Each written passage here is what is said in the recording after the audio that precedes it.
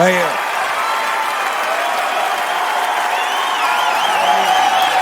Thank you. Thank you. Yeah.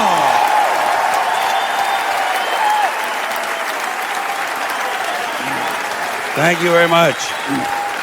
Thank you.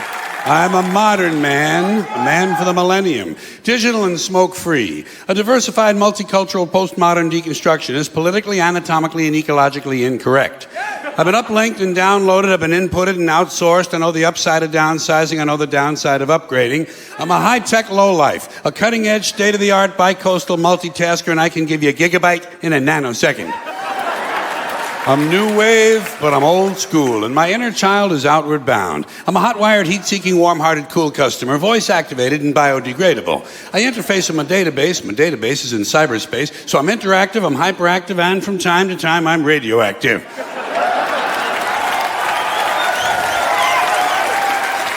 Behind the eight ball, ahead of the curve, riding the wave, dodging the bullet, pushing the envelope. I'm on point, on task, on message, and off drugs. I got no need for coke and speed. I got no urge to binge and purge. I'm in the moment, on the edge, over the top, but under the radar. A high-concept, low-profile, medium-range ballistic missionary. A streetwise smart bomb. A Top Gun bottom feeder. I wear power ties, I tell power lies, I take power naps, I run victory laps. I'm a totally ongoing Bigfoot slam dunk rainmaker with a proactive outreach. A raging workaholic. A working rageaholic. Out of rehab and in denial.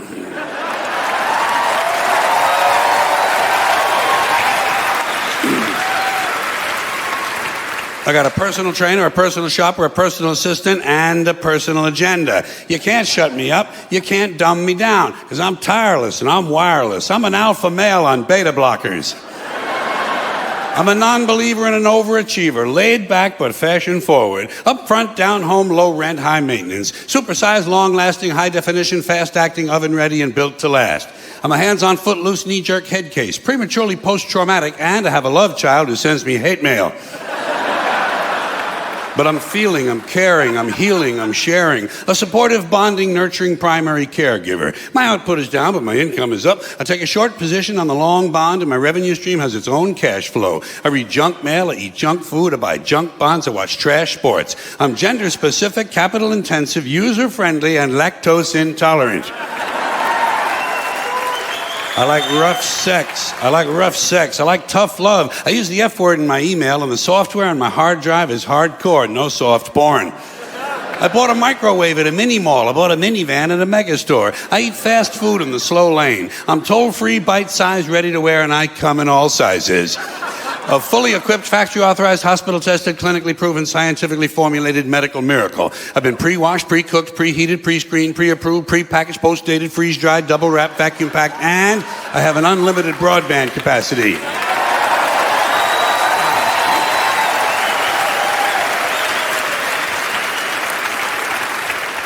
I'm a rude dude, but I'm the real deal. Lean and mean, cocked, locked, and ready to rock. Rough, tough, and hard to bluff. I take it slow, I go with the flow, I ride with the tide, I got glide in my stride. Driving and moving, sailing and spinning, jiving and grooving, wailing and winning. I don't snooze, so I don't lose. I keep the pedal to the metal and the rubber on the road. I party hardy, and lunchtime is crunch time. I'm hanging in, there ain't no doubt, and I'm hanging tough, over and out.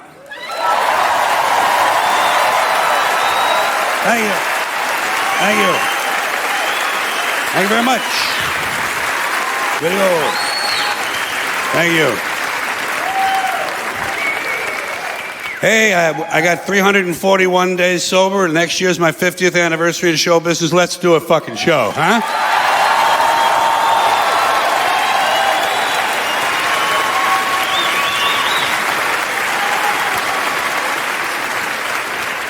You know something people don't talk about in public anymore? Pussy farts.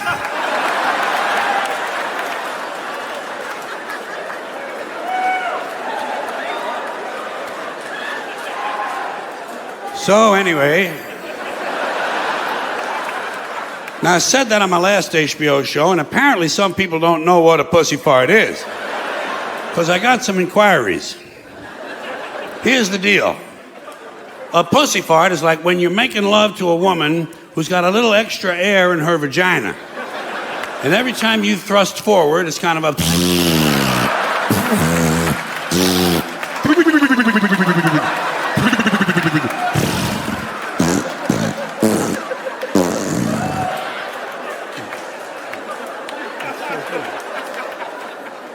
And the two of you are just lying there, each is wondering if the other one farted.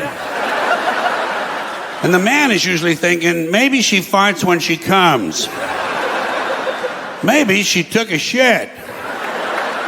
Man, I gotta stay out of that fucking bar.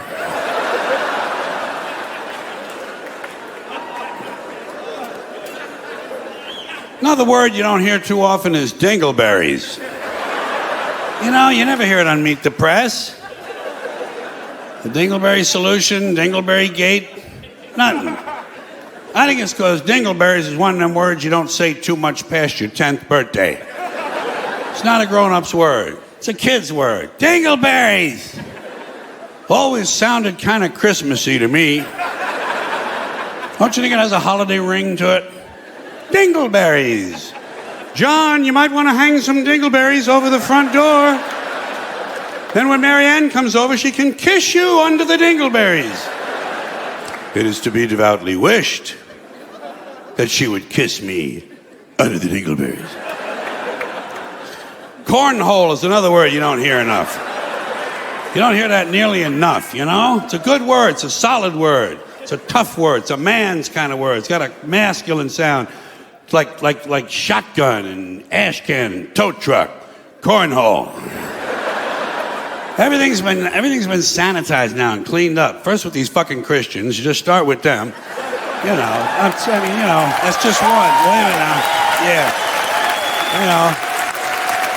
But let's not leave out these PC campus liberal assholes. I mean, they're just as fucking bad from a different direction.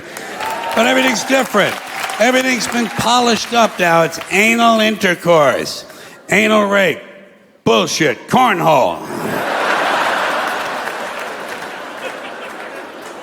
Now, I'm a big fan of the primetime crime shows. I like all of them pretty much. You know, I like Law and Order and all the spin-offs of that. I like CSI and all of those spin-offs because they're forensic shows, you know.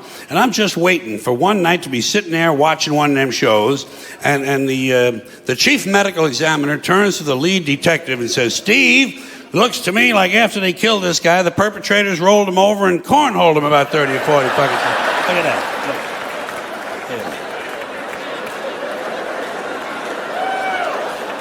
That there is a posthumous multiple cornhole entry wound. In prison, it's a social activity. Yeah, it's right up there on the bulletin board. Checkers, handball, cornholing. Now, just to change the subject a little bit, do you realize that right this second, right now, somewhere around the world, some guy is getting ready to kill himself? Isn't that great? Isn't that great? Do you ever stop and think about that kind of shit? I do. It's fun. And it's interesting, and it's true. Right this second, some guy is getting ready to bite the big bazooka. Because statistics show that every year, 1 million people commit suicide.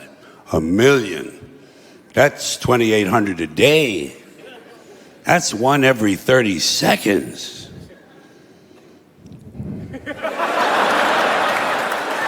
There goes another guy. And I say guy, because men are 4 times more likely than women to commit suicide, even though women attempt it more. So men are better at it. That's something else you gals will want to be working on. Well, if you want to be truly equal, you're going to have to start taking your own lives in greater numbers. But I just think it's interesting to know. Interesting. That's a big word in this show for me. Interesting to know that at any moment, the odds are good that some guy is dragging a chair across the garage floor, trying to get it right underneath that ceiling beam. Wouldn't want to be too far off center. If it's worth doing, it's worth doing right. Somewhere else, another guy is going over and getting a gun out of a dresser drawer. Somebody else is opening up a brand new package of razor blades. Maybe he's struggling with the cellophane a little bit, you know. Shit, it's always something. God damn it. I just think that's interesting as hell. That's probably the most interesting thing you can do with your life. End it. I don't think I could do that, though. Could you? God. I couldn't commit suicide if my life depended on it. But I understand it, you know. I think I do. I don't wonder about it. I don't wonder, well, why did he do that? Or what was going through his mind? You know what I wonder? Where did he find the fucking time? Who's got time to be committing suicide? Aren't you busy? I got shit to do. Suicide would be way down on my list.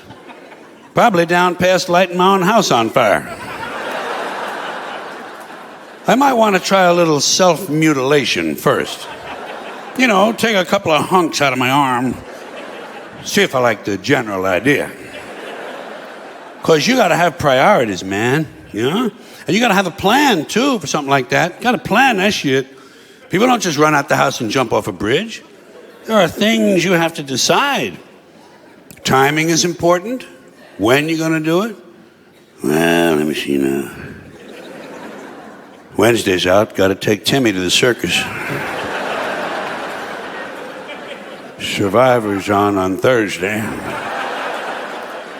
Friday, I got my colon cleansing. Folks are coming over on Sunday. Sunday. By God, that'd be just a thing. Maybe Mom will find my body. Serve her right for fucking me up the way she did. Then you have to pick a method. How are you going to do it? Well, let me see now. Afraid of heights, that's no good. Can't swallow pills, don't like the sight of blood. Fucking ovens are electric. I lie down in front of a train, except the Amtrak ain't come through here in 30 goddamn years. Maybe I'll just take a gun and shoot myself in the mouth. Suppose I miss. People be laughing at me. Suppose I live. I have a big fucking hole in my head. I have to wear some kind of dumbass hat. Well, I guess I just hang myself. That'd be good. Gotta get a rope. Oh, shit, it's always something. I got a rope in the garage. It's got a lot of grease and paint on it. Don't want to get this stuff on my neck. Walmart's having a special on rope this weekend. No sense spending a lot of money to kill myself. Then again, I can always put it on my credit card. I'll never have to pay the fucking thing. That's it then. I'm hanging myself and Walmart's paying for it. What's next? A note. Oh, Jesus. Gotta express myself. Hell, if I could express myself, I wouldn't be thinking of doing something like this. Where's a pen? Can never find a pen. Told the kids not to move the pen away from that telephone. Goddamn kids. Well, let's just kill them too. Make it one of them family package deals. Here's a pen. I'll just jam it into my fucking neck and get it over with. Let's see now. Where do you put the date? Upper left. I can never remember that. To whom it may concern. Sounds kind of impersonal. Dear Marzell. Leaves out the kids. I know. Hey guys, guess what? Keep on reading. How are you? I hope you are fine. I am not fine. As you can no doubt tell from me hanging here from the ceiling fixture. You are the ones who drove me to this. I was doing just fine until you fuckers came along. I hope you're happy now that I'm goddamn dead. Signed, the corpse in this room. P.S. Fuck you people. Yeah. Good enough. That would be a good note. I don't think a writer could ever commit suicide, do you? Writer'd be too busy working on a note all goddamn year. Trying to get it just right. First draft, second draft, third revision, whole new ending. Finally, it turned into a book proposal and have a reason to live. That wouldn't work. I think about stuff like that. It's interesting to me, like I said. Certain things are interesting. Suicide's interesting. Life is filled with interesting things. That's why I could never commit suicide. I'm having too much fun, keeping an eye on you folks. Watching what you do. Human behavior. That's what I like. Humans do some really interesting things. Like, besides killing ourselves, we also kill each other. Murder. And we're the only ones who do that, by the way. We're the only species on Earth that deliberately kills members of our own species for personal gain. Or pleasure. Sometimes it's just fun. We're also the only species that deliberately kills members of another species for personal gain. Or pleasure. That's what hunters do. They kill for pleasure. That's us. Human beings. Interesting folks. Murderers. Here's an interesting form of murder we come up with. Assassination. You know what's interesting about assassination? Well, not only does it change those popularity polls in a big fucking hurry, but it's also interesting to notice who it is we assassinate. Do you ever notice who it is? Stop to think of who it is we kill. It's always people who've told us to live together in harmony and try to love one another. Jesus, Gandhi, Lincoln, John Kennedy, Bobby Kennedy, Martin Luther King, Medgar Evers, Malcolm X, John Lennon. They all said, try to live together peacefully. Bam! Right in the fucking head.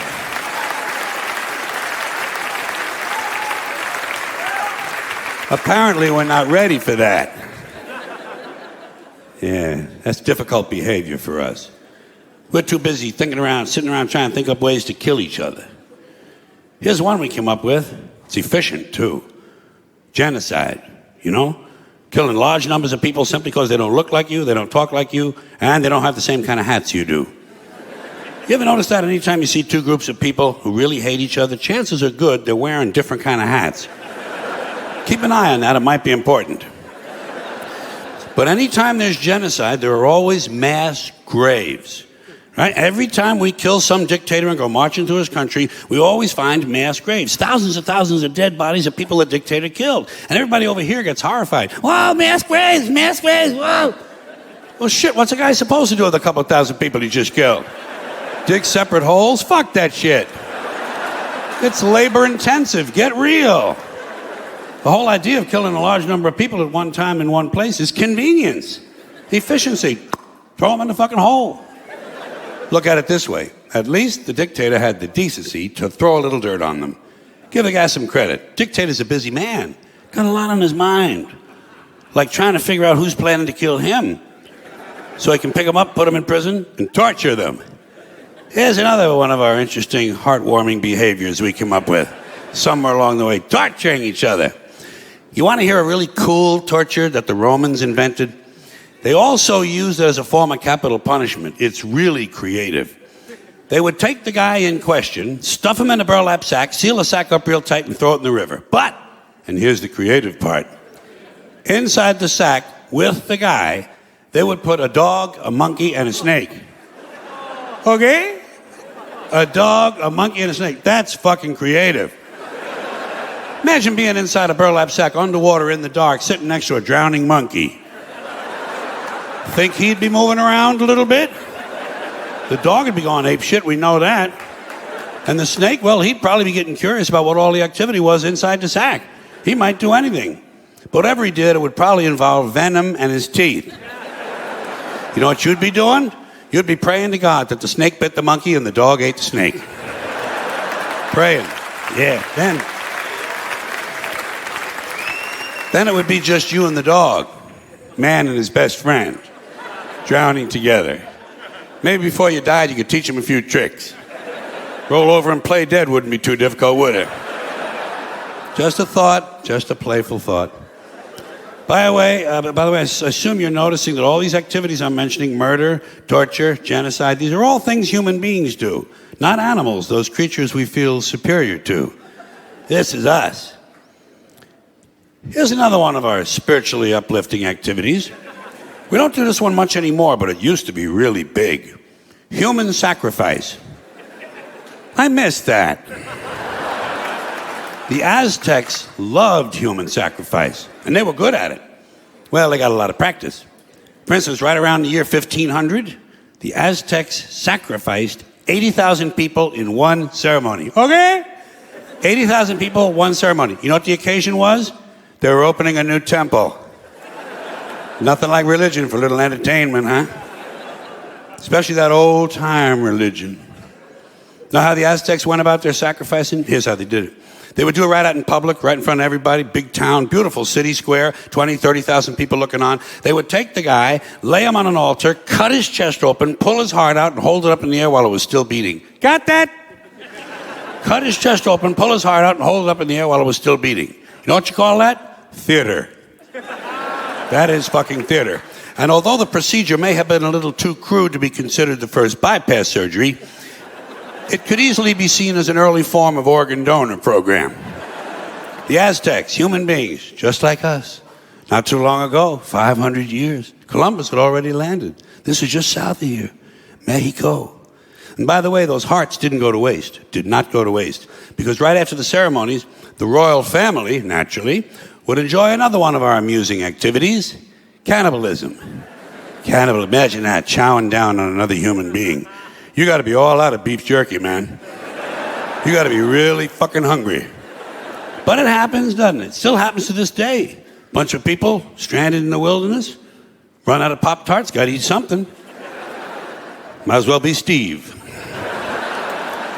And how do you decide who to eat first? How do you decide who's first on the barbecue rack? Do you pick on the little guy because he's skinny and he can't fight back? Or do you all gang up on the bodybuilder because he got a lot of steaks and chops on him? These are things human beings have to consider. One more of these charming diversions of ours, necrophilia. Huh? Now there's a hobby for you. Fucking a corpse. Takes a special kind of guy, don't you think? But it happens. More than you might think. It happens among humans. Animals don't do that. Animals don't fuck their dead. A rat will do a lot of gross things, but he will not fuck a dead rat. It wouldn't even occur to him. Only a human being would think to fuck someone who just died. We gotta be the most interesting critters on the planet. And then we wonder why a UFO doesn't just land and say hello.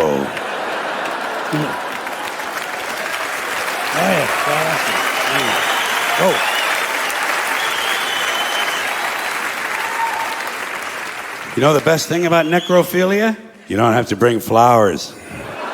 Yeah, usually they're already there. Isn't that nice? It's nice. It's convenient. Human beings will do anything. Anything. I am convinced. That's why when all those beheadings started in Iraq, didn't bother me. I took it right in stride. A lot of people here were horrified. Ah, beheadings! What, are you fucking surprised? Just one more form of extreme human behavior. Besides, who cares about some mercenary civilian contractor from Oklahoma who gets his head cut off? Fuck him. Fuck him. Hey, Jack, you don't want to get your head cut off? Stay the fuck in Oklahoma. Stay the fuck in Oklahoma.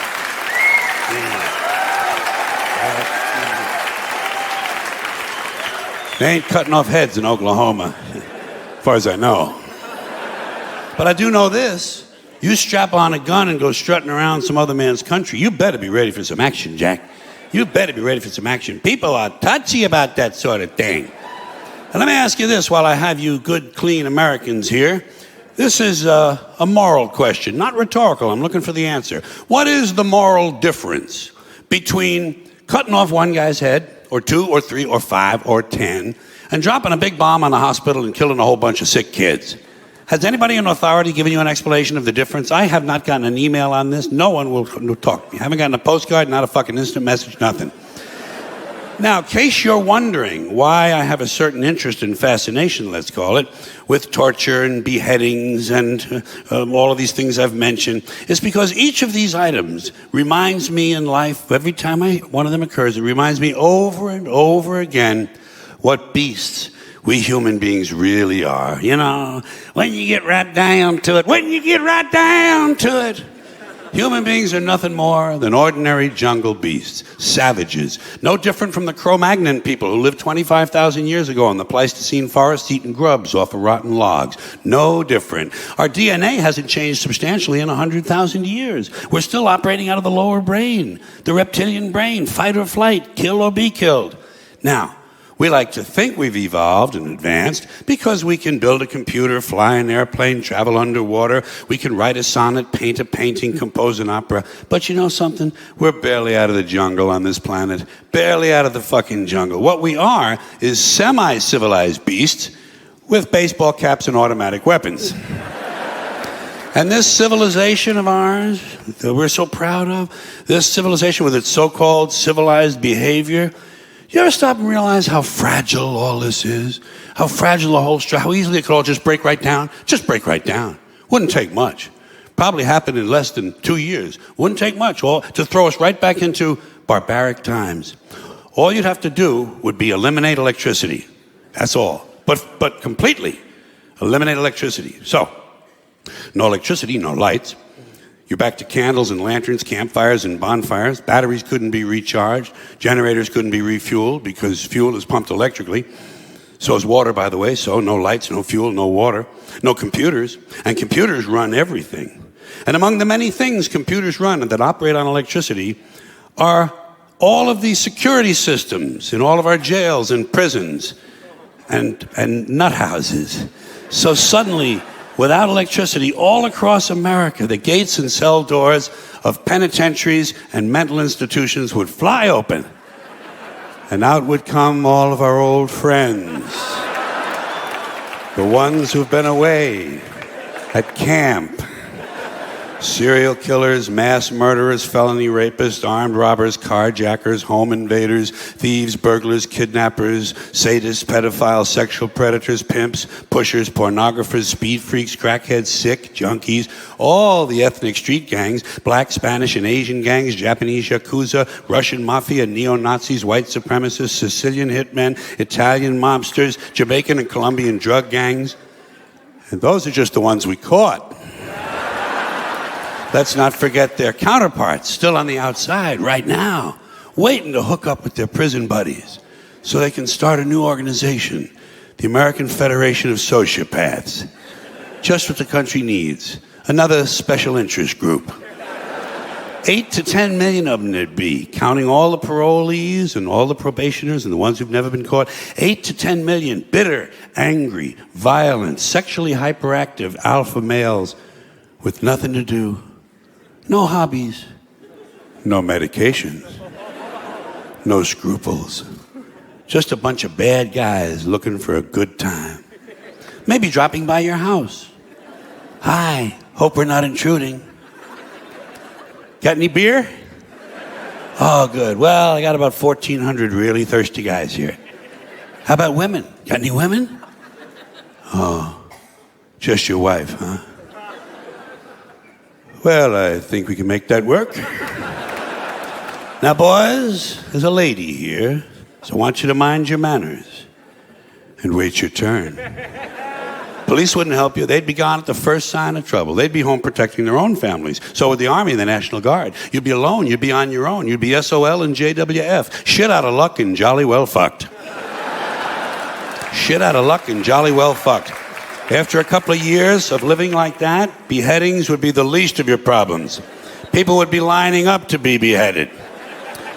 So let's get back to suicide, which now seems like a reasonable alternative.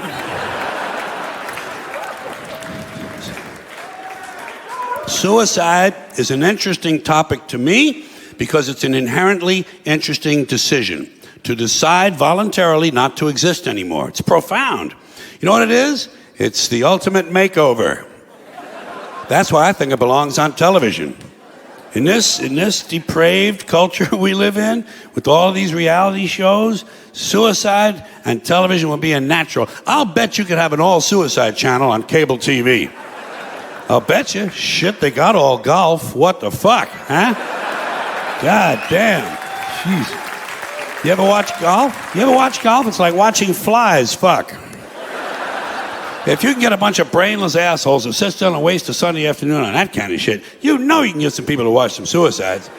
All day long, 24 hours a day, nothing but suicides. Must die TV.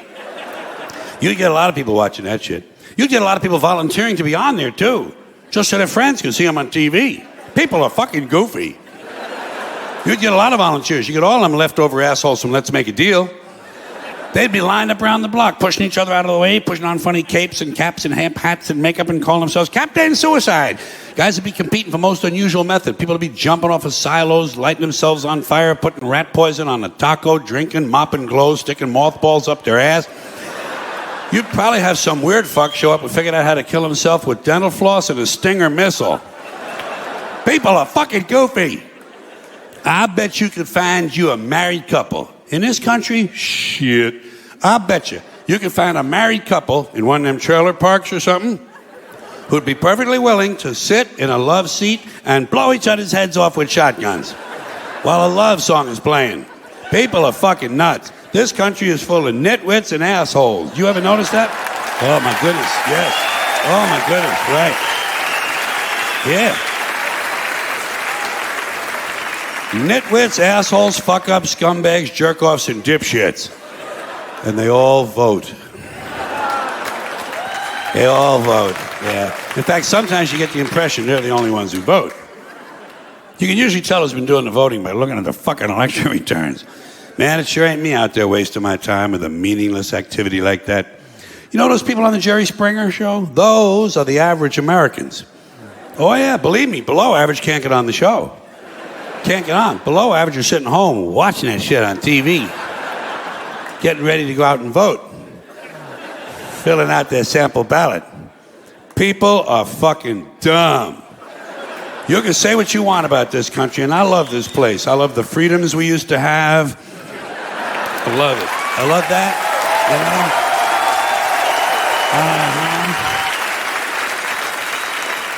I love it when it didn't take a fucking catastrophe to get us to care for one another.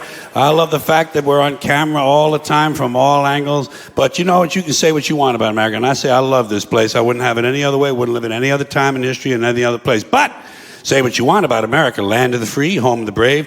We got some dumb-ass motherfuckers floating around this country. Dumb-ass motherfuckers, you know? Yeah. Now, obviously, that doesn't include this audience. I understand that. You seem intelligent and perceptive, but the rest of them, holy jumping fucking shitballs.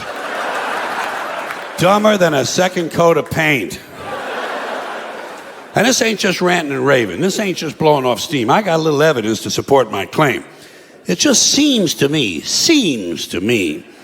that only a really low IQ population could have taken this beautiful continent, this magnificent American landscape that we inherited.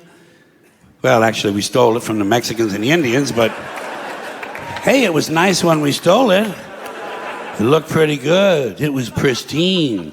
Paradise. Have you seen it lately? Have you taken a good look at it lately? It's fucking embarrassing. Only a nation of unenlightened half-wits could have taken this beautiful place and turned it into what it is today, a shopping mall. A big fucking shopping mall. You know that? That's all you got. That's all you've got here, folks. Mile after mile of mall after mall. Many, many malls. Major malls and mini malls. They put the mini malls in between the major malls. And in between the mini malls, they put the mini marts. And in between the mini marts, you got the car lots, gas stations, muffler shops, laundromats, cheap hotels, fast food joints, strip clubs, and dirty bookstores. America the Beautiful. One big transcontinental commercial cesspool. And how do the people feel about all this? How do the people feel about living in a coast-to-coast shopping mall? Well, they think it's just fucking dandy. They think it is cool as can be because Americans love the mall. They love the mall. That's where they get to satisfy their two most prominent addictions at the same time: shopping and eating. Millions of semi-conscious Americans, day after day, shuffling through the malls, shopping and eating, especially eating. Americans love to eat. They are fatally attracted to the slow death of fast food. Hot dogs, corn dogs, triple bacon cheeseburgers, deep fried butter dipped in pork fat and cheese whiz, mayonnaise soaked barbecued mozzarella patty melts. Americans will eat anything. If you were selling sauteed raccoons' assholes on a stick, Americans would buy them and eat them, especially if you dipped them in butter and put a little salsa on them. This country is big time, pig time. Forget the bald eagle. You know what the national emblem of this country ought to be? A big bowl of macaroni and cheese. A big bowl, because everything in this country is king size. King size, extra large, and super jumbo. Especially the fucking people. Have you seen some of the people in this country? Have you taken a good look at some of these big fat motherfuckers walking around? Big fat motherfuckers. Oh my God. Huge piles of redundant protoplasm lumbering through the malls like a fleet of interstate buses. The people in this country are immense, massive bellies, monstrous thighs, and big fat fucking asses. And if you stand there for a minute and you look at one of them, you begin to wonder, how does this woman take a shit? How does she shit? And even more frightening, how does she wipe her ass? Can she even locate her asshole? She must require assistance. Are paramedics trained in this field? And standing right next to her, of course, with a plate full of nachos and a mouthful of pie is her clueless fucking husband, Joe Sixpack. With his monstrous swollen beer belly hanging dangerously out over his belt buckle, this guy ain't seen his dick since the Nixon administration. And if you stand there and you look at the two of them, you begin to wonder to yourself, do these people fuck? Is this man actually capable of fucking this woman? It doesn't seem structurally possible that these two people could achieve penetration. Maybe they're in that Cirque du Soleil or something. I'm telling you, the people in this country, every one of them is 50 pounds overweight. They are gargantuan. And in the summertime, God help us, in the summertime, they all want to wear short pants. Jesus, Lord, protector of all that is good and holy, deliver me from fat people in short pants. They all got short pants, big bellies, fat thighs, and dumb kids. Short pants, big bellies, fat thighs, and dumb kids. Every one of them's got two dumb-ass kids with them. And the whole family is wearing T-shirts, and every one of them's got the same T-shirt. I'm with stupid. Apparently in this country, the stupids are an extended family. And besides wearing them T-shirts, everyone in the family's got on a backpack. They got a backpack strapped to their back so they can carry around lots of stupid shit. And the reason they got to carry their stupid shit strapped to their backs is because their hands must remain free at all times to hold food. And to get that food up to the mouth where it gets shoveled in with all the rest of the disgusting shit they ate that day. And another reason for the backpacks is these people are going to buy even more stupid shit. They ain't got enough stupid shit at home. They just had a stupid shit sale. They ain't going to buy more. They're going to go out in the parking lot and stuff this stuff into the big, fat, ugly, oversized SUV that's got plenty of room in it. Plenty of room in it for stupid shit and lots of room left over for these big, fat, ugly motherfuckers to get them home. Stopping, of course, for jelly roll and fried dough. These people are efficient, professional, compulsive consumers. It's their civic duty. Consumption. It's the new national pastime. Fuck baseball. It's consumption. The only true, lasting American value that's left, buying things. Buying things. People spending money they don't have on things they don't need. Money they don't have on things they don't need. So they can max out their credit cards and spend the rest of their lives paying 18% interest on something that costs $12.50. And they didn't like it when they got it home anyway. Not too bright, folks. Not too fucking bright. But if you talk to one of them about this, if you isolate one of them, you sit them down rationally, and you talk to them about the low IQs and the dumb behavior and the bad decisions, right away they start talking about education. That's the big answer to everything. Education. They say we need more money for education. We need more books, more teachers, more classrooms, more schools. We need more testing for the kids. And you say to them, well, you know, we've tried all of that, and the kids still can't pass the test. He says, don't you worry about that. We're going to lower the passing grades. And that's what they do in a lot of these schools now. They lower the passing grades so more kids can pass. More kids pass, the school looks good, everybody's happy, the IQ of the country slips another 2 or 3 points, and pretty soon all you'll need to get into college is a fucking pencil.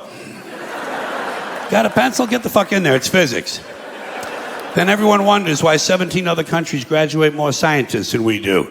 Education. Politicians know that word. They use it on you. Politicians have traditionally hidden behind three things: the flag, the Bible, and children. No child left behind. No child left behind. Oh, really? Well, it wasn't long ago you were talking about giving kids a head start. Head start, left behind. Someone's losing fucking ground here.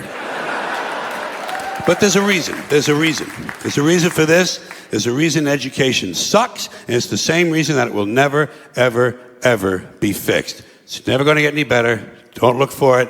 Be happy with what you got. Because the owners of this country don't want that. I'm talking about the real owners now. The real owners, the big wealthy business interests that control things and make all the important decisions. Forget the politicians. The politicians are put there to give you the idea that you have freedom of choice. You don't.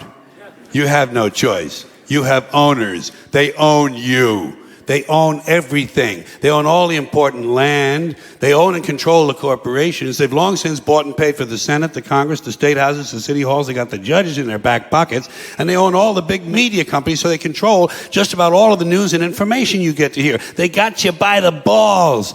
They spend billions of dollars every year lobbying to get what they want. Well, we know what they want. They want more for themselves and less for everybody else. But I'll tell you what they don't want. They don't want a population of citizens capable of critical thinking. They don't want well-informed, well-educated people capable of critical thinking. They're not interested in that. That doesn't help them. That's against their interest. That's right. They don't want people who are smart enough to sit around the kitchen table and figure out how badly they're getting fucked by a system that threw them overboard 30 fucking years ago.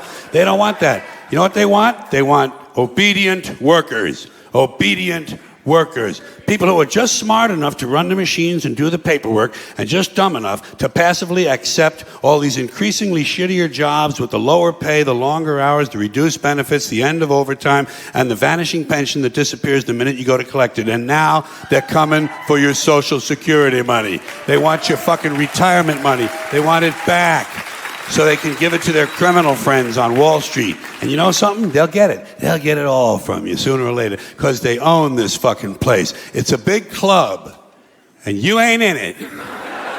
You and I are not in the big club. And by the way, it's the same big club they used to beat you over the head with all day long, when they tell you what to believe. All day long, beating you over the head in their media, telling you what to believe, what to think, and what to buy. The table is tilted, folks. The game is rigged. And nobody seems to notice. Nobody seems to care. Good, honest, hard-working people, white collar, blue collar, doesn't matter what color shirt you have on. Good, honest, hard-working people continue. These are people of modest means. Continue to elect these rich cocksuckers who don't give a fuck about them. They don't give a fuck about you. They don't give a fuck about you. They don't care about you at all. At all. At all. Man, you know? And nobody seems to notice, nobody seems to care. That's what the owners count on, the fact that Americans will probably remain willfully ignorant of the big red, white, and blue dick that's being jammed up their assholes every day. Because the owners of this country know the truth. It's called the American dream, because you have to be asleep to believe it. But say what you want about American folks. Yeah. You can say what you want about Americans. You can call them smart, dumb, ignorant, innocent, naive, gullible, easily led, whatever you want. You're going to have to deal with them. You're going to have to deal with them because you're in the television business now. You got the all-suicide channel on cable TV. You need these people as viewers. You need people looking in. You got to worry about your ratings. You're going to have to be thinking about sweeps months. Most folks know what sweeps months are now. Those are the more important sweeps ratings months of the year, when they put on all their biggest attractions and their hottest stars, try and pump the ratings up a little bit, get the local stations to adjust their advertising rates. You're going to have to compete with the mentality of network television. And I think on an all-suicide channel during sweeps months, you're going to have to go with mass suicides. Big public events where hundreds of people kill themselves all at the same time, right on live TV. And I've been wrestling with a way to do this. I've been trying to figure this out. I swear to God, this is the truth. I've been trying to figure this part of it out for 6 months now. And I only recently haven't, so I'm going to tell you about it. Now, we're going to have to get lots and lots of people to kill themselves on demand. How are we going to do this? That's the question. How are we going to get large numbers of people to commit suicide at a time and place of our choosing? And I mean large numbers, because don't forget, besides sweeps, we're going to have to be thinking about 24-hour-a-day programming. So to make this work, we need organization. You need a system. Can't just sit around the studio all day long and wait for people to drop by and commit suicide. What we have to do is build up a large pool of hopeless people. Suicide volunteers, people with no hope, people whom society has given up on, fate has given up on, or who have given up on themselves. Rock bottom, dead end, totally fucked up people with no hope and no reason to live. And we got our share of them, folks. Think of it as a pyramid. That'll give you a visual fix on it. Think of it as a pyramid. The pyramid of the hopeless. We're going to start building this pyramid at the very base, naturally, and the bottom layer is going to be homeless people. God knows we got plenty of them. Nobody gives a fuck about them. Nobody's taking them. Nobody's got a plan. Nobody's got any money. Nobody's got a program. Nobody gives a fuck about homeless people. We don't know how many we have even. We know 500,000 of them are veterans, because we're so good to the veterans in this country. And we know about 1,400,000 of them are children. So we got 1.5 million children. And then God knows how many more we got. Totally fucking hopeless. In the pyramid they go. Now, the next group we're going to put in here is, these are the people in prison with these long sentences they've been given. Many of them deserved, I'll grant you that. I'm sure half the people in prison are in there for things they really did. That's not a bad average, 1 out of 2. But nobody gives a shit about these people. Nobody's going to hire them if they do get out. They're never going to get out. Rehabilitation doesn't work. And the judges give them these fucking draconian sentences, 40, 50, 60, 70, 80, 100-year sentences, life term, double life. One guy, about a month ago, was given 3 consecutive life terms plus 2 death penalties. How the fuck do you serve that? Even David Copperfield can't do that shit. In order to do that, you'd have to be a Hindu. And then you got the people on death row. They ain't going anywhere. In the fucking pyramid they go. Now, the next layer, this group is self-selected. Self-selected, and a bit controversial to some ears, I guess. These are these people who claim to be depressed, okay? Apparently in this land of plenty, this richest nation in the history of the world, we're so proud of saying that, some supermarkets have 100,000 items in them. We have 19 million Americans claiming to be depressed. And some of them take medicine for it. Sometimes the medicine makes one of them commit suicide, and that depresses the shit out of the rest of them. Then you have these people who only think they're depressed. They think they're depressed because they saw the commercial on TV and the doctor looked like a good guy. The music sounded kind of peppy, and what the fuck, some of these pills will probably just pick me right up. Totally fucking hopeless mindset in the fucking pyramid. Up at the very top, we are going to put the people who are truly sick. The terminally ill. Unfortunately, no hope for a lot of them. Hundreds of thousands of them. There's no cure for what they have. Some of them, there's no cure because nobody's looking for one. They don't have people sick with it, so there ain't no money in the fucking cure. Then there's people there's a cure, but they don't have the money for it. There's another one that's a cure, but they're too far gone. There's other ones that's a cure, but there's no social means to get to it. So these people ain't going anywhere. They should be allowed to commit suicide. Boom! In the fucking pyramid they go. Now, think of what you got here, folks. Think of yourself as the executive vice president of programming at the All Suicide Channel. Think of what you have to work with in the pyramid of the hopeless. You have homeless, imprisoned, condemned, depressed, and terminally ill people. And I'm going to bet you anything. In this depraved culture of ours, bet you anything. With the reality show mentality we have on the All Suicide Channel, you could get 500 of these hopeless people to hold hands and jump into the Grand Canyon. I'll fucking bet you you could get that done in this country right this now. I'll bet you. For money. You got to give them something, you got to... Oh, shit, they're Americans. They're for sale. Give them a little something. Americans will do anything, but you got to give them a toaster, don't you? Give them a little prize of some kind. Everybody wants a gizmo. Give them a gizmo. Give them a cell phone. Give them a laptop. Give them a cell phone, takes a picture of a laptop. Give them a laptop, takes a picture of a cell phone. Give them one of them three-wheel vehicles. Give them an all-terrain vehicle. Give them one of them riding lawnmowers. Give them a snowblower. Give them an outdoor barbecue or a jet ski. Give them one of those things they buy for themselves when they're trying to take their minds off how badly they're getting fucked by the system. I know what you do. Just before these people jump, you give them a hat with a camera in it. And you tell them it's jump cam. Tell them you'll send the video home to the family. T-shirt. Who don't want a T-shirt? Everybody does. Give them a nice T-shirt. I committed suicide and all I got was a stupid fucking T-shirt. All right? Now. Yeah. If you want to really raise the profile of this promotion, get some of those evangelical Christians to volunteer for it, and you call it Jump for Jesus. Jump for Jesus. They would bite. They would go for it. Hey, you got to be fair. Got to be fair about these Christians. They come in for a lot of abuse these days. So you do have to be fair. All a Christian really wants out of life is to die and go see Jesus. Give him a helping hand. Do the Christian thing. Tell him it's a shortcut to heaven. Mention the word martyr. Works on the Muslims, works on the Catholics, might work with these folks. You never know. Hey, I know. Give him a little encouragement. Go on, you fanatical fuck. He's down there. He's down there. He's down there. He's at the bottom of the canyon. Look for the man with the glowing head. Oh, you could have a lot of fun with a channel like that.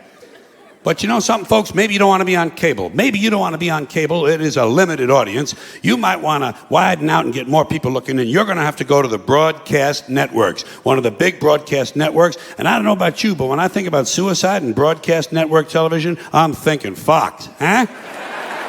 I'm telling you, Fox. If the people at Fox ain't sitting around having meetings on an idea like this, they ain't doing their goddamn jobs over there. So you put this thing on Fox, get Budweiser to sponsor it. Budweiser and a whole bunch of car companies so people can be thinking about drinking and driving at the same time. Isn't that fun? Isn't it fun to watch the sporting events on American television? Drink this, drive that, fuck you. They don't care.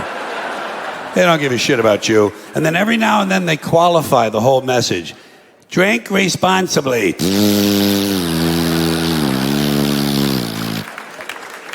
So you put this thing on Fox, and if you do, or on any broadcast network, you're going to have to bring in that younger audience. Everybody knows that. That's what the advertisers are looking for, is these 18 to 24-year-olds. You're going to have to get young people interested in this. You know how you get young people interested in suicide? You don't call it suicide. You call it extreme living. They would go for it. Listen, young people are attracted to suicide in the first place. Did you know suicide is the third leading cause of death between 15 and 24? It's third, ninth in the general population. That'll give you an idea how popular this after-school activity has become among our teenage folks, especially these young boys, these adolescent males, and a lot of them, you know, a lot of them, they kill themselves when they're jerking off. They don't mean to. It just happens. You know about that? Yeah, some of you know, I can tell. Yeah. A lot of people don't know about it. A lot of people never heard of that, you know. It's just one of those things Americans can't handle. We can't handle that. We don't talk about that. It's not on Larry King Live. It ain't on Barbara Walters. You ain't going to see it in People magazine, but it's out there, folks. It's out there, and it's extremely common. You just ask any teenage boy you know who trusts you. Ask him what he knows or what he's heard about cutting off your air supply just at the moment you're about to have a sexual release. He'll tell you an interesting story or two. The kids call it scarfing because some of them use scarves to do it. Or screw the kid. Just get on the internet. Do it yourself. Google in the words autoerotic asphyxia. Autoerotic asphyxia. It's the practice of cutting off the oxygen to the brain at the last moment during masturbation in order to heighten the orgasm.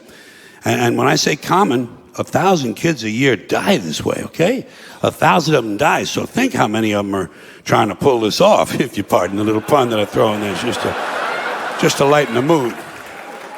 But here's the way it works, apparently. I never tried it. It sounded risky to me. Well, jerking off is all I need. You know what I mean, folks? I ain't trying to double my money. Fuck that shit. Yeah, I just jerk off, wipe off my chest, get up and go to work, you know? That's it.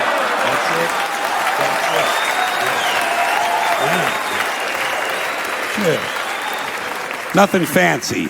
Nothing fancy at our house. We're simple folk. But here's the way it's supposed to work, and this is why it's such a big attraction in the first place.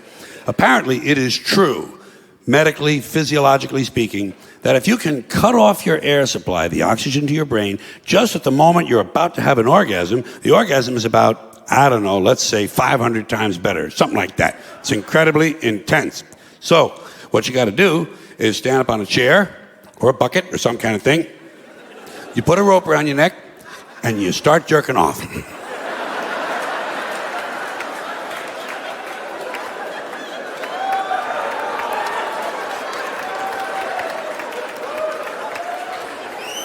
And while you're pulling your pud, you have to arrange to almost strangle yourself just before you have an orgasm. And by the way, while all this activity is going on, you got to maintain a hard-on, which ain't easy because you might just be getting ready to buy the farm, so you better be fantasizing about someone you really like or something you really like. I don't know what it might be. Maybe getting fucked in the ass by a game warden. Who knows, huh? Hey, I'm not here to judge. We're all different, to each his own. So let's recap. Stand on a chair, rope around your neck, Peter in your hand. Now you have to time it just right so that just before you come, you almost die.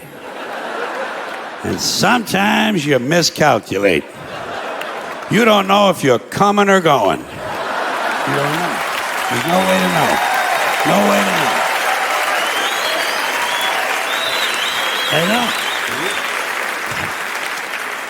And the parents of these kids are too embarrassed to tell the police, so they put the kid's dick away and say he had poor grades.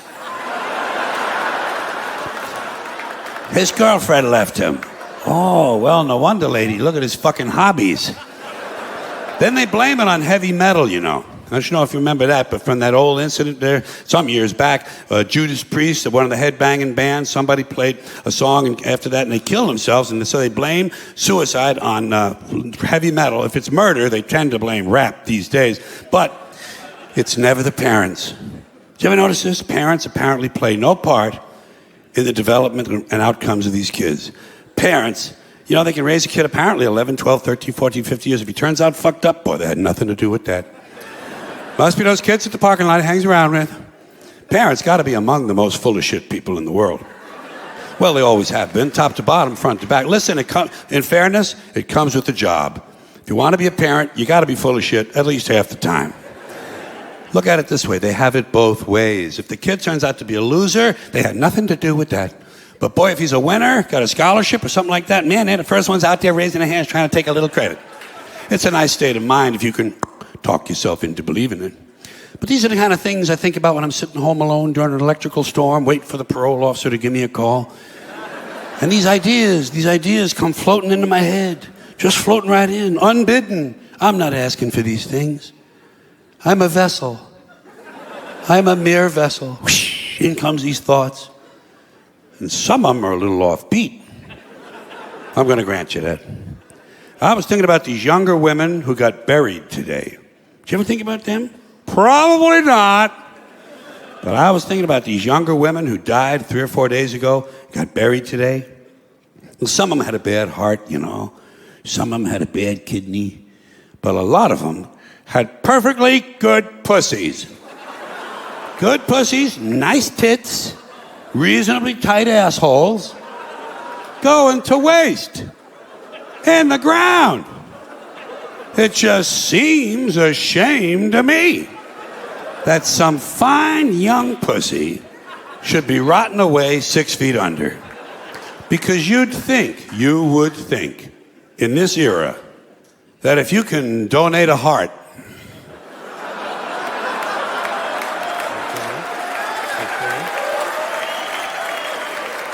to someone who needs one, there ought to be a way to recycle some of these pussies and get them to people who need them. Some old guy living up in the mountains. Wow.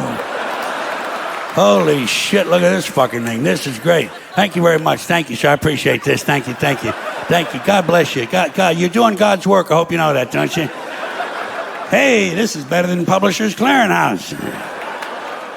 Listen here, buddy. You ain't got a redheaded one of these by any chance, do you? No, I didn't think so. I never run into one of them myself. Thank you very much. Now listen here, this is the real thing, ain't it? This ain't one of them store-bought pussies to the adult bookstore. Huh? What's that? Oh, okay. Hold on just a second. Oh, Jesus Christ on the cracker. That's the real fucking thing. I'd recognize that sumbitch anywhere. That straightened out my nose hairs. I better get this sucker home and get it in the refrigerator as quick as I can. The Save a Pussy Foundation. Give the gift that keeps on giving. Fuck the whales. Save the pussy.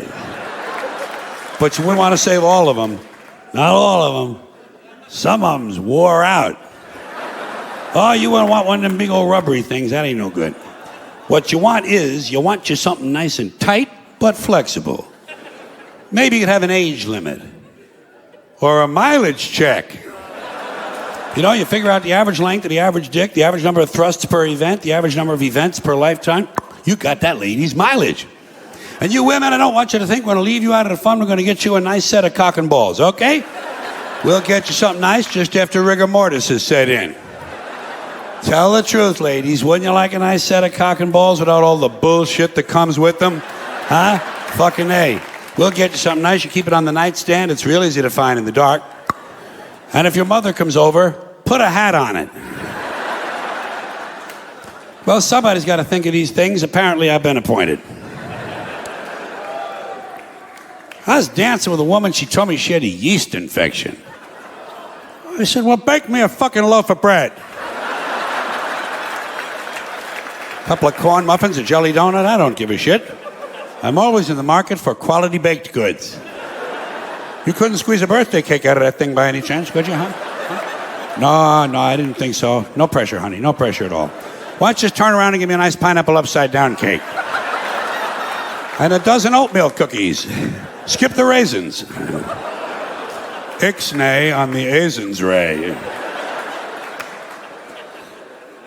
Well, I think it is certainly apparent by now that one of the things I enjoy in life is excess. I like things that are excessive. I like excessive behavior, excessive language, excessive violence. It's fun. It's interesting. It's exciting. I like it when nature is excessive. That's why I like natural disasters. All these natural disasters have been going on. I fucking love them. I can't get enough of them.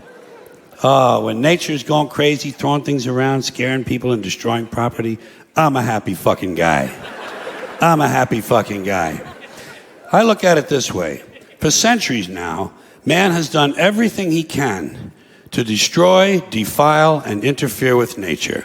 Clear-cutting forests, strip mining mountains, poisoning the atmosphere, overfishing the oceans, polluting the rivers and lakes, destroying wetlands and aquifers. So when nature strikes back and smacks man in the head and kicks him in the nuts, I enjoy that.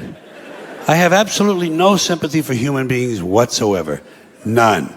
And no matter what kind of problem humans are facing, whether it's natural or man-made, I always hope it gets worse. Don't you have a part of you that secretly hopes everything gets worse?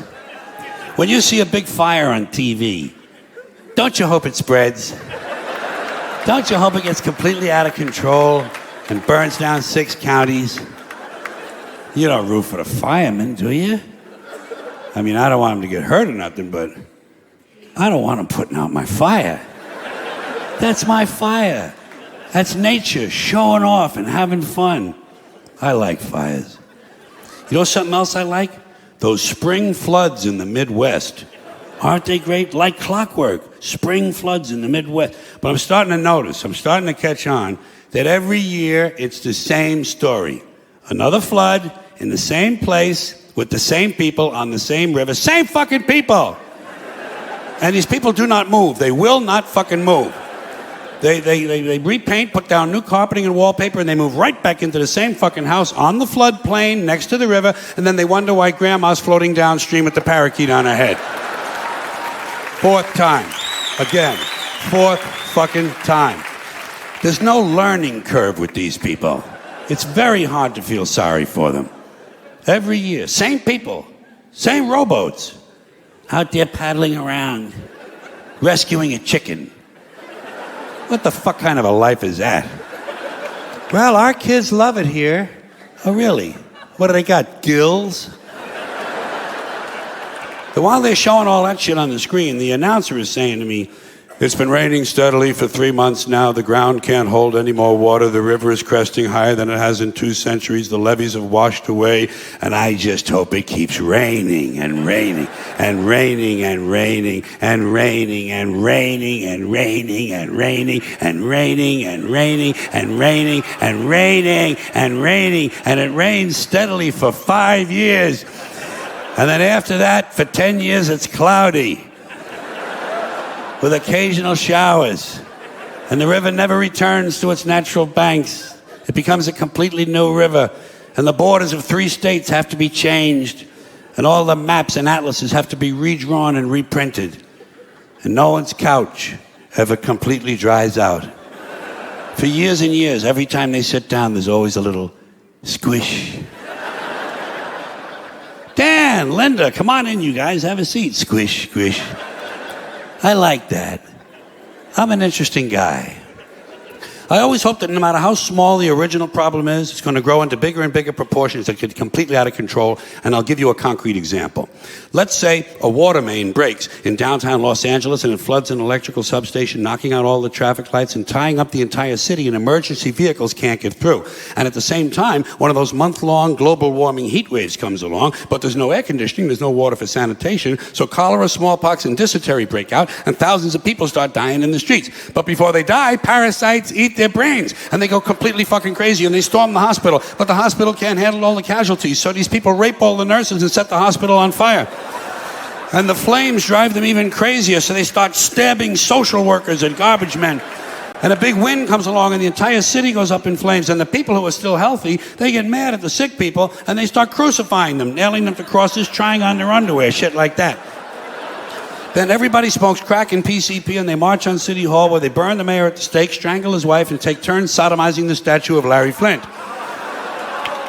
And at this point, it looks like pretty soon things are going to start to get out of control.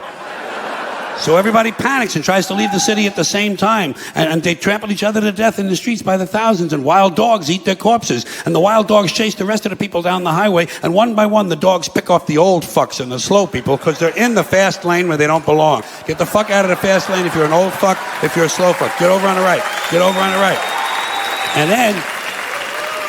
And the lucky ones, the lucky people who manage to make it all the way outside of town, they discover when they get there that big sparks from the city have lit the suburbs on fire, and the suburbs burn uncontrollably, and thousands of identical homes have identical fires with identical smoke, killing all the identical soccer moms and their identical kids named Jason and Jennifer.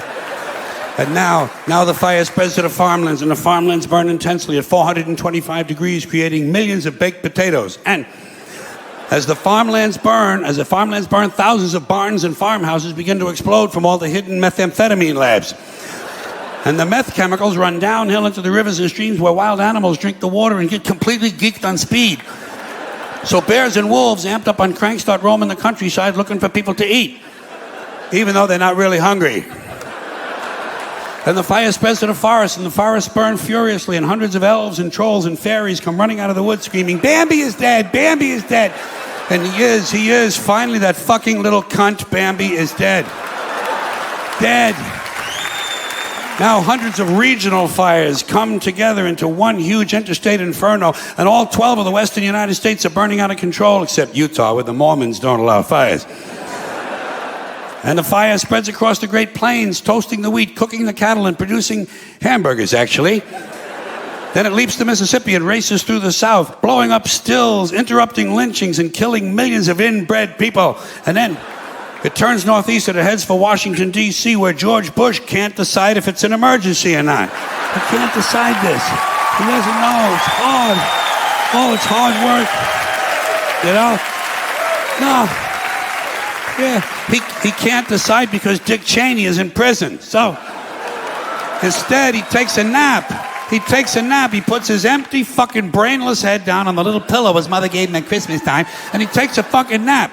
So the fire moves to Philadelphia, but it's a weekend, and Philadelphia's closed on the weekends. So the fire moves to New York City, and the people in New York tell the fire to go fuck itself. Go fuck yourself. Yeah. And it does. Yeah. And it does. So instead, it burns down Long Island and Connecticut, killing all the rich white assholes and completely destroying their evil faggoty golf courses. And while all this is going on, Canada burns to the ground, but nobody notices. And now the entire North American continent is on fire, producing a huge thermal updraft and creating an incendiary cyclonic macro system that forms a hemispheric megastorm, breaking down the molecular structure of the atmosphere and actually changing the laws of nature. Fire and water combine, burning clouds of flaming rain fall upward. Gamma rays and solar winds ignite the ionosphere, creating huge clouds of ionized plasma. Bolts of lightning 20 million miles long begin shooting out of the North Pole, and the sky fills up with green shit. And then suddenly, the entire fabric of space-time splits in two. A huge crack in the universe opens, and all the dead people from the past begin falling through. Babe Ruth, Groucho Marx, Davy Crockett, Tiny Tim, Porky Pig, Hitler, Janis Joplin, Alan Ludden, my Uncle Dave, your Uncle Dave. Everybody's Uncle Dave. An endless stream of dead Uncle Daves falling through the crack. And all the dead Uncle Daves gather around a heavenly kitchen table. They light up cigarettes and they begin to talk. They talk about how they never got a break, how their parents didn't love them and their children were ungrateful. They talk about how the government screwed them out of money and they just missed out on a big job. They say the Jews own everything and the blacks get special treatment. And all the hatred and bitterness drips out of these people and forms a big pool of liquid hate.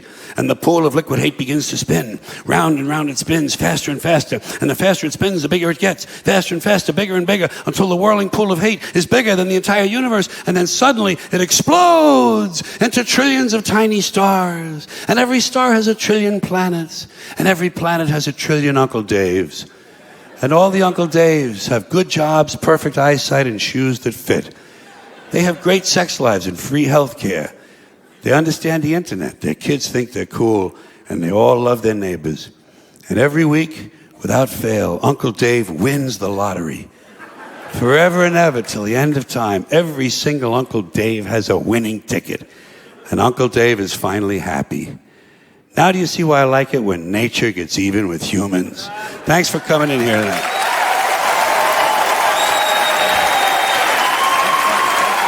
Thank you. See you later.